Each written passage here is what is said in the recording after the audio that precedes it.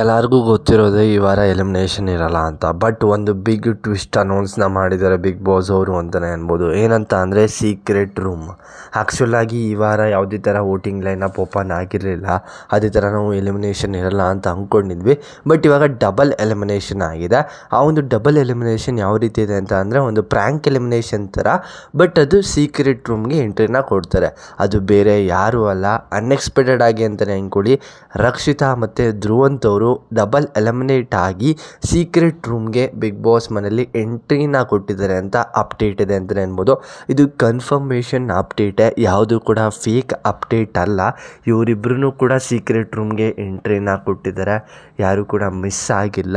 ನಿಮ್ಮ ಪ್ರಕಾರ ಇವರಿಬ್ಬರನ್ನ ಬಿಟ್ಟು ಬೇರೆಯವ್ರು ಯಾರು ಎಲಿಮಿನೇಟ್ ಮಾಡಬೇಕಿತ್ತು ಅಂತ ಅಂದರೆ ಯಾರಾಗಬೇಕಿತ್ತು? ಬಟ್ ಪ್ರ್ಯಾಂಕ್ ಎಲಿಮಿನೇಷನ್ ಯಾರನ್ನ ಮಾಡಬೇಕಿತ್ತು ಇವರು ಇಬ್ಬರನ್ನ ಬಿಟ್ಟು ಅಂತ ಕಮೆಂಟ್ ಸೆಕ್ಷನಲ್ಲಿ ಕಮೆಂಟ್ ಮಾಡಿ. ಆಲ್ಮೋಸ್ಟ್ ಎಲ್ಲರೂ ಅಂದ್ಕೊಂಡಿದ್ದೆ ಗಿಲ್ಲಿ ಅವರು ಒಂದು ನಾರ್ಮಲ್ ಆಗಿ ಪ್ರ್ಯಾಂಕ್ ಎಲಿಮಿನೇಷನ್ ಮಾಡಬೇಕು ಅವ್ರಿಗೆ ಅಂತ ಎಲ್ಲರೂ ಅಂದ್ಕೊಂಡಿರ್ತೀರ. ಬಟ್ ಅವೆಲ್ಲರೂ ಕೂಡ ಆಗೋದಿಲ್ಲ. ಯಾವ ರೀತಿ ಆಗಿತ್ತು, ಯಾವ ರೀತಿ ಬಂತು, ಬಟ್ ಯಾವ ರೀತಿ ಹೋಗುತ್ತೆ ಅಂತ ನಾವು ಮುಂದಿನ ಎಪಿಸೋಡಲ್ಲಿ ನೋಡಬೇಕಾಗಿರುತ್ತೆ. ಅದೇ ಥರ ಇಂಟ್ರೆಸ್ಟಿಂಗ್ ಆಗಿರೋ ಒಂದು ಪ್ರೋಮೋನು ಕೂಡ ಬಂದಿತ್ತು. ಅದು ರಜತ್ ವರ್ಸಸ್ ಗಿಲ್ಲಿ ಅವ್ರ ನಡುವೆ ಒಂದು ಜಗಳ, ಅಂದರೆ ಯಾರ್ಯಾರ್ದು ಪಾಪದ ಕೂಡ ತುಂಬಿದೆ, ಯಾವ್ಯಾವ ರೀತಿ ಇತ್ತು, ಯಾವ್ಯಾವ ರೀತಿ ಪೋಟ್ರೆ ಆಗ್ತಿದೆ, ಇಬ್ಬರು ನಡುವೆನೂ ಕೂಡ ಜಗಳ ಆಗಿದೆ. ಎಲ್ಲರೂ ಕೂಡ ಪ್ರೊಮೋ ನೋಡಿದ್ದೀರಾ ಅಂತ ಅಂದ್ಕೊಳ್ತೀನಿ.